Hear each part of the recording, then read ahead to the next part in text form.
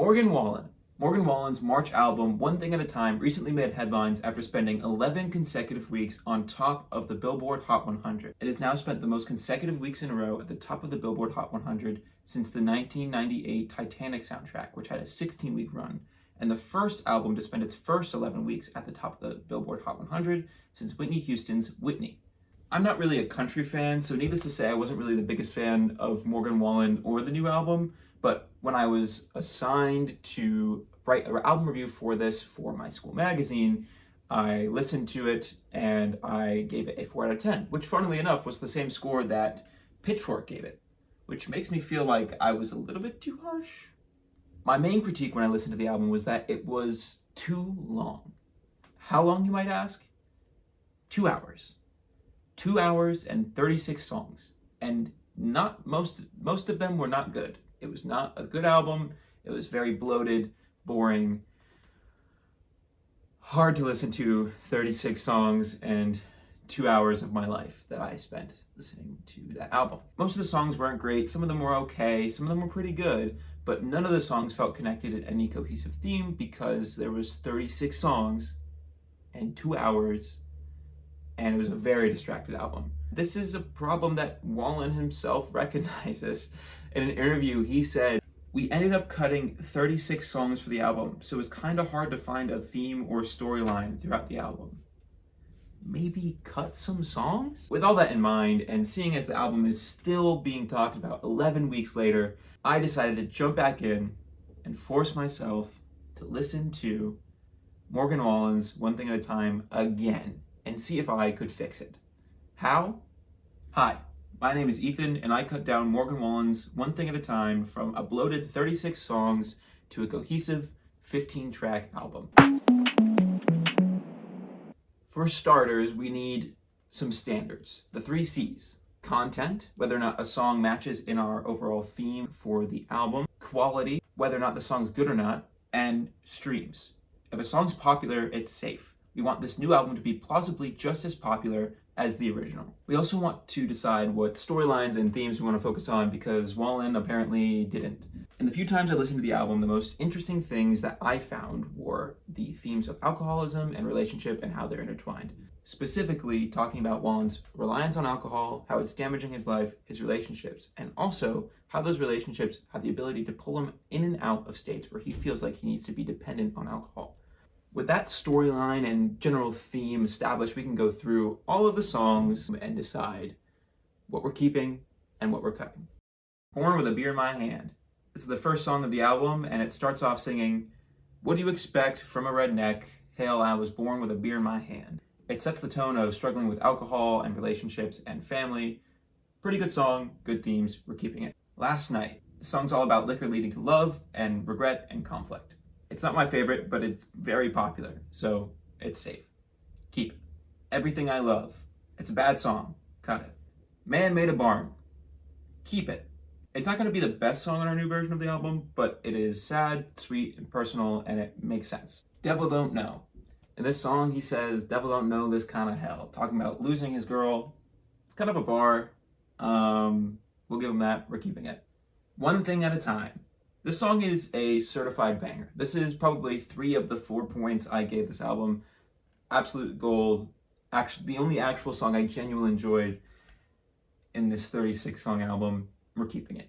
This song is more obnoxiously American than oil-glazed apple pie. Wallen compares the failing of his relationship to the failing of the 1998 Atlanta Braves. They had everything together, but they couldn't pull it through at the last second. It's so American, and it's so funny, and it's probably not the best song on a new album, but it's just very charming, and I'm gonna keep it. Ain't That Some. These are the songs that people make up in their heads when they make fun of country songs. I know it's cliche to sing Chevrolets, cold beers, and Fridays, but that's just the way it is out here. We're gonna cut it. I Wrote the Book. In this song, Morgan Wallen clarifies that he didn't write the Bible. Tennessee Numbers. Solid track. The girl is no longer taking his calls because they're from Tennessee Numbers. It also thematically ties back into the strain that Wallen puts onto his relationship through his own actions. Good song, good theme, we're gonna keep it. Wallen gets real sassy. We're still cutting this song. Whiskey Friends. We get our first Keith Whitley reference on the album that shows him low and lonely at the bar at his lowest point, depending on his Jack and Jim and Jim Beam and Jack Daniels and all of his friends at the bar, his whiskey friends. It's not that clever, but it's clever enough and sad enough that we're going to keep it. This song's pretty boring. We're going to cut it. Keith Whitley reference number 2. Also kind of boring and doesn't say anything that the rest of our tracks can't say better. Morgan Wallen says the lyrics, "If John Deere Green was 316. We're going to cut it. You proof. Get it? Because proof is alcohol and you is a woman. I don't really love this song that much either, but it has 308 million streams, so I guess we have to keep it. Just thought you should know. It's a mom song. We're keeping it. This song is called F15050. It's so stupid. It's so good though. I'm so mad it's so good. I don't know how no one else has done this before. F15050? Ugh, that's good. I'm gonna cut this song. Neon Star. It's bad. Cut it. I Deserve a Drink. This song is creepy in like a baby it's cold outside type of way. We're cutting it. Wine Into Water. It's a pretty good song and talks about Wallen trying to find resolution with his partner, but also well over a bottle of alcohol and incorporating that into his conflict resolution. We have to keep it. Me and All Your Reasons. Almost stayed, but I'm going to cut it. Tennessee Fan. This song is stupid. Cut it. Money on Me. Thinking About Me. Single Than She Was. Days That I Knew Why. We're cutting them all. They're not that good. Last Drive Down Main. What's a drinking album without a driving song? We're keeping it. Me to Me. Goofy. Cut it. Don't Think Jesus. Sad song. Good song. It's all about dealing with shame put on him by religion and other people and judgmental people and putting shame on himself for his actions and his alcoholism. It's a good low point in the album. Really personal. And I think we're going to keep this one. 180. Real Bad. Cut it. Had it. Not terrible, but just doesn't really make sense on our new album. We're going to cut it. Cowgirls. Long Live Cowgirls. Cut it. Good Girl Gone Missing. This song's about Wallen's significant other being pushed away by Wallen's actions, how the alcohol caused those actions, and how he's not learning from his mistakes.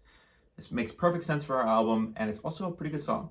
Outlook. Outlook is a different, positive, uplifting tone for the album. I think it makes good sense for a closer. Shows how his whole outlook has changed and how he is shifting his perspective on alcoholism, on sobriety, and being responsible for his actions, and knowing that there's someone up above looking down on him and caring for him. Finally, Dying Man. This one was tough to cut because it is the closer of the original album, but I feel like I like Outlook as a better closer, and I want to keep this to 15 tracks, so we're going to cut this one as well. Now that we have those songs, it's time to tie down our themes and rearrange our songs into a new order. Here's what I got. And there we have it, a crisp, cohesive 15 tracks, just under 50 minutes. What we did here today proves that in the mess of that 2-hour album, there was actually some storyline and some fluff that could have been cut out. If all this fluff could have been cut out and there still would have been a good, even better album, why was it this long in the first place? According to Billboard, in this really cool article that I'll link in the description for you to read, One Thing at a Time is part of a larger sensation in the music world, specifically in charting albums, called track creep, where the length of top 10 charting albums has grown longer and longer over the years. In 1977, the number of tracks on an average top 10 album was 10.3, and the length was about 45.1. In 2022, that number extended to 19.1 tracks and 69.9 minutes. One Thing at a Time is another example of a major label knowing an album will chart, but doing everything in their power to make sure it stays up there as long as possible and adding some stat padding songs to the track list.